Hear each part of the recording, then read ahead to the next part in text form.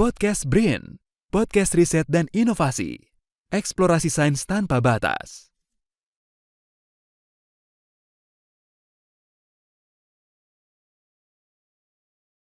Assalamualaikum warahmatullahi wabarakatuh.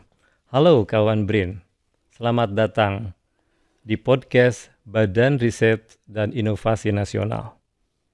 Perkenalkan, saya Lukman Budiman yang akan memandu podcast pada episode ini.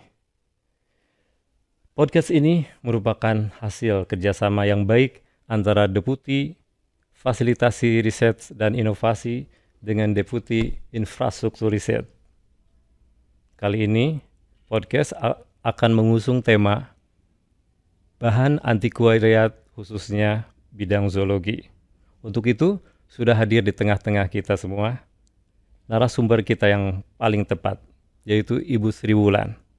Ibu Sri Wulan adalah seorang pustakawan senior di BRIN, khususnya di kawasan Sains dan Teknologi Soekarno, Cibinong. Beliau sudah lama mengelola bahan-bahan antikvariat khususnya bidang zoologi.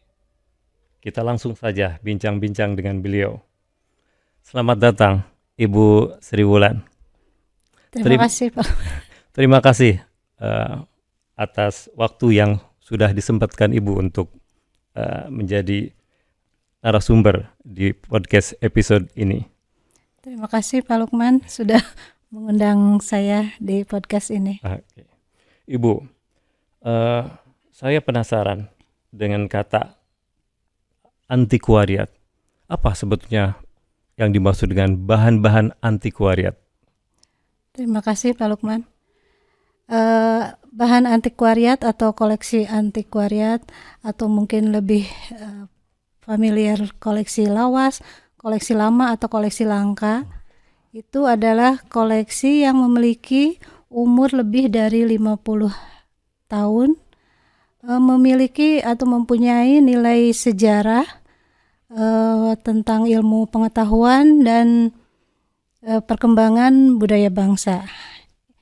Koleksi langka ini disebut langka karena buku tersebut atau bahan antikvariat tersebut sudah tidak diterbitkan lagi dan sudah tidak ada di pasaran. Buku langka itu mempunyai keunikan dari sisi ukuran bukunya, kadang tidak seperti ukuran buku pada umumnya, itu kadang sangat besar sekali, ada juga yang kecil. Nah, keunikan lainnya juga. Jadi tidak normal ya Bu ukuran bukunya. Ukurannya ada juga sih yang biasa, tapi ada yang ukurannya besar sekali. Keunikan lainnya juga itu dari cover bukunya, itu kadang ada yang terbuat dari kulit binatang atau pelepah pisang. Nah, itu menarik sekali koleksi yang kita miliki. Ibu, ada berapa jumlah koleksi antikvariat yang dimiliki? Di zoologi itu kurang lebih kami memiliki seribuan eksemplar dan sudah dilakukan digitalisasi mungkin sekitar 25%. Ya. Dan koleksi kita itu mempunyai usia yang sangat tua sekali. Itu yang koleksi yang tertua yang kami miliki tahun 1621. Ya, judulnya kurang lebih karena itu bahasa Latin, Sejarah Animalium. Itu dalam bahasa Latin. Dan keunikan dari buku tersebut juga kertasnya itu seperti kertas kain atau bahannya masih mentah, jadi unik lah ya. Dan juga dari sisi ilustrasi gambarnya juga masih terlihat sangat jelas, sangat bagus sekali. Gitu Pak Lukman. Ibu, jenis-jenis bahan antikvariat itu bentuknya hanya buku atau ada? Kami memiliki selain buku juga ada peta zaman Belanda, kita memiliki peta-peta Hindia Belanda, dan juga ada foto-foto kaca yang berisi foto-foto gedung-gedung penelitian zaman Belanda, ada foto-foto kebun raya, isi-isi kebun raya, dan juga ada foto-foto peneliti zaman Belanda yang melakukan penelitian di Hindia Belanda.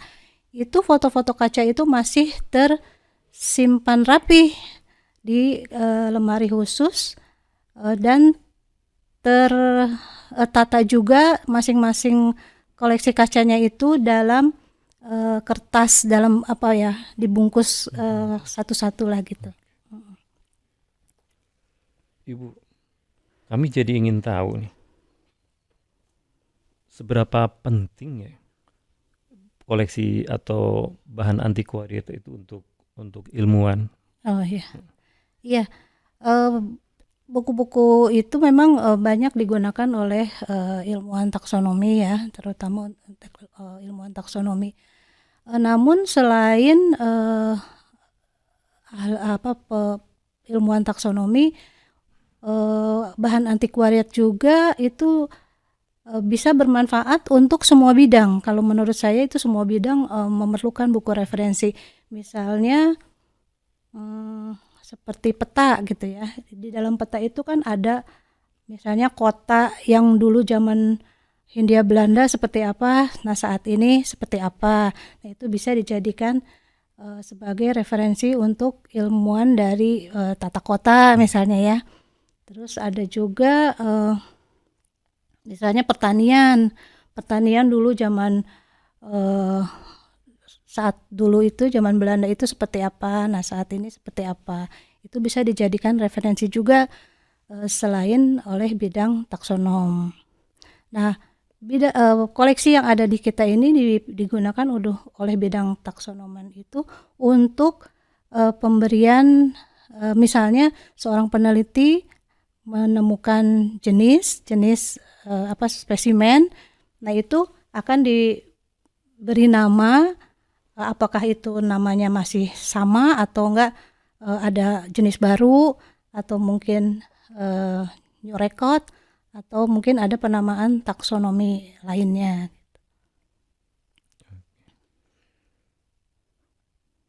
Ibu, kalau begitu sekarang kita bicara perawatan si buku atau bahan antiquariat ini. Bagaimana perawatan fisik buku antiquariat yang selama ini dilakukan, Bu? Selama ini kami hanya melakukan perawatan fisiknya ya, hanya menggunakan silika gel atau kapur barus atau fumigasi.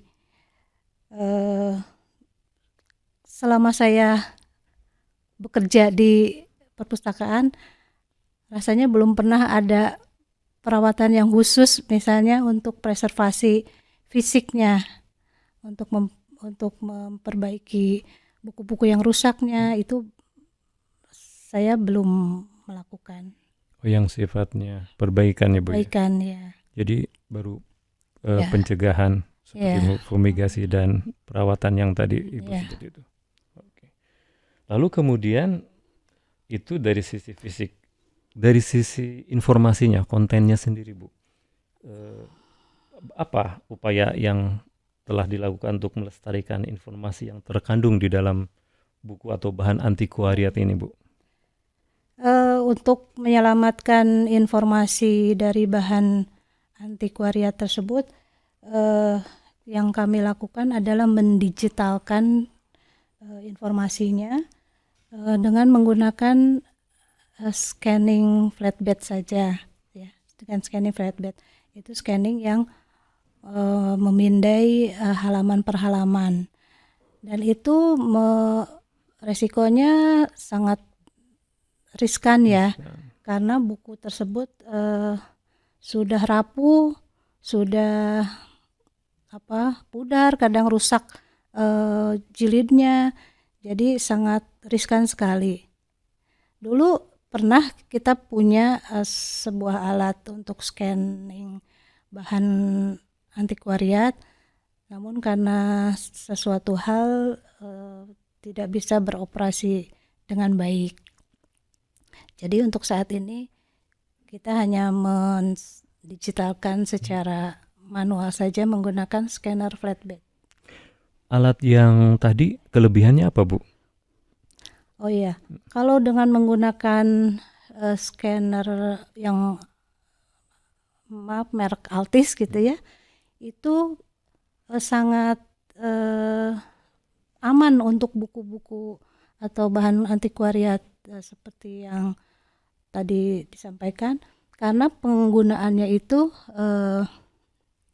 buku itu tidak kita sentuh atau tidak kita balik-balik, tapi hanya menyentuh sekali dan itu ditekan oleh sebuah kaca. Ya, itu buku besar, buku kecil itu bisa diatur seberapa besar ukuran buku tersebut. Nanti ditekan oleh sebuah kaca dan itu nanti di-scan-nya menggunakan kamera dari dua sisi. Dari per halaman itu masing-masing kameranya untuk mendigitalkannya. Itu yang scanner Altis. Yang jadi kelebihannya. Jadi Ya, sehingga kelebihannya. buku tidak mudah rusak. Ya, buku Karena yang tidak. dilakukan adalah membuka lembar demi lembar saja ya, Bu ya. Ya. Oke. Ya. Bu, selanjutnya apa strategi Ibu dalam menyelamatkan dan mengoptimalkan pemanfaatan koleksi yang bernama koleksi antiquariat ini, Bu? Ya. Selain mendigitalkan koleksi itu, kami sudah membuat bahan-bahan antiquariat itu, kita buat sinopsisnya atau resensi ya, lalu kita posting ke sosial media. Nanti di dalam captionnya itu kita berikan link untuk merujuk ke buku tersebut. Nah itu rencana ke depan kita akan buat seperti itu agar masyarakat umum mengetahui koleksi atau bahan antiquariat yang dimiliki di kami. Nah, sekarang saya ingin tahu sebetulnya seberapa banyak atau seberapa tinggi sih, Bu, pemakaian buku antiquariat ini khususnya bagi para ilmuwan?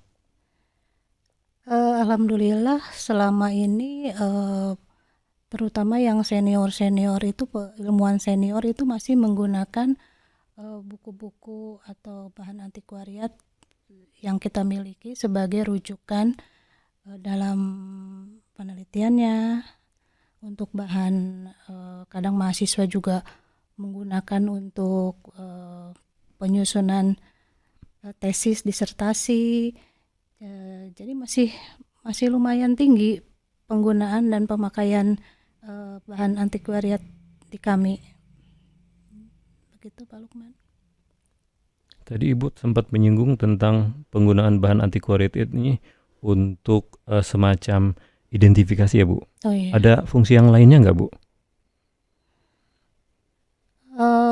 Ya itu tadi mungkin selain untuk identifikasi, kalau misalnya bukunya bidangnya bukan bidang kita, itu bidang apa ya, bidang hayati misalnya, bisa juga digunakan oleh ilmuwan lain. Yang tadi saya katakan, kalau misalnya bidang lain itu bisa menggunakan referensi antiquariat juga.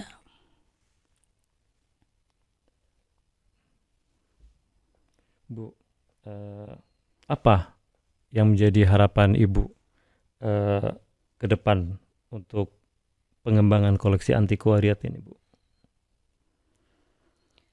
Ke depan rencana itu kita ingin membuat perpustakaan itu seperti konsepnya GLAM, ya. Itu GLAM itu singkatan dari Gallery, Library, Archive, dan Museum. Nah nanti perpustakaan itu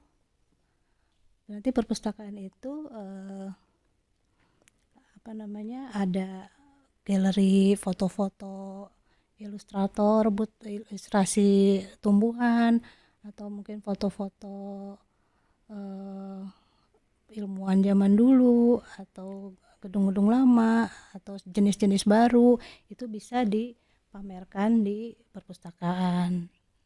Seperti itu Pak Lukman. Dan juga ke depan mudah-mudahan kita itu tidak ingin menghilangkan habitnya si ilmuwan untuk membaca buku. Jadi kita ingin ada semacam virtual gitu loh, membacanya secara virtual atau 3 dimensi. Jadi seolah-olah si ilmuwan itu membaca buku, walaupun sebetulnya bukunya tidak ada, tapi ada teknologi yang menghadirkan bahwa buku itu ada. Jadi habitnya mereka tuh masih untuk membaca buku tuh masih ada. Jadi rencana tuh inginnya seperti itu gitu. Mudah-mudahan terrealisasi atau terlaksana. Demikian Pak Lukman. Ya. Tadi Ibu sempat saya dengar menjelaskan tentang manfaat atau fungsi ya. Bisa nggak buku anti koret atau mungkin nggak buku anti koret itu digunakan untuk di luar penelitian atau ilmuwan, Bu? Misalkan tadi penggunaan peta tadi. Oh iya, itu misalnya peta, contoh tadi peta itu ya, ada suatu kota misalnya perubahan ya, kota. Itu ada contoh lain juga seperti misalnya mungkin kawan Brin yang dari Bogor itu tahu pusat perbelanjaan di Bogor yang lumayan relatif besar, yaitu Bogor Trade Mall ya.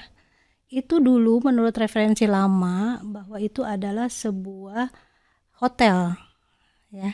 Hotel itu tempat penginapan mungkin orang-orang Belanda dulu gitu. Nah itu adalah sebuah hotel yang bernama Hotel Bellevue kalau nggak salah tulisannya ya, Bellevue. Nah itu sekarang itu menjadi pusat perbelanjaan BTM itu, Bogor Trade Mall. Nah itu menarik sekali ya. Ada juga sebuah komunitas yang saya baca, komunitas Bogor Heritage, itu mereka mengatakan bahwa ada referensi di samping Hotel Bellevue itu adalah tempat tinggalnya seorang Raden Saleh seorang pelukis ya. Pelukis kenamaan ya Bu ya. Itu beliau tinggal di situ di samping Hotel Bellevue yang sekarang menjadi kantor pelayanan pajak Kementerian Keuangan. Nah itu di referensi yang saya baca dari mereka itu bahwa itu adalah dulunya rumah Raden Saleh yang sekarang dimakamkannya di Bondongan Bogor. Itu menarik sekali menurut saya. Jadi kita bisa menelusur atau menapaki lorong-lorong yang zaman dulu gitu, menapaki lorong panjang masa lalu. Itu menarik menurut saya. Jadi masyarakat awam yang concern gitu ya, yang yang tertarik dengan peradaban lama atau masa lalu itu bagus sekali. Oke, menarik sekali penjelasan dari Ibu Wulan. Oke. Ibu masih menyimpan harapan ke depan atau cita-cita yang mungkin belum tersampaikan barangkali? Mungkin harapan yang utama gitu ya. Ini buku-buku yang koleksi lama ini kalau bisa dilestarikan meskipun sudah dalam bentuk digitalisasi, itu tetap buku yang primernya atau yang utamanya itu fisiknya itu tetap harus dilestarikan dan disimpan lah dengan diperlakukan dengan secara baik gitu. Benar. Jadi tidak hancur dengan Karena kondisi kelembaban di kita itu kan mempengaruhi ya dengan kerusakan buku-buku tersebut. Terima kasih Ibu Sri Wulan atas bincang-bincang kita pada kali ini. Sangat bermanfaat sekali buat kami dan kawan BRIN tentunya. Demikian kawan BRIN dimanapun Anda berada. Mudah-mudahan bincang-bincang kita kali ini bermanfaat dan sampai jumpa di episode podcast berikutnya. Salam eksplorasi sains tanpa batas. Podcast BRIN, podcast riset dan inovasi, eksplorasi sains tanpa batas.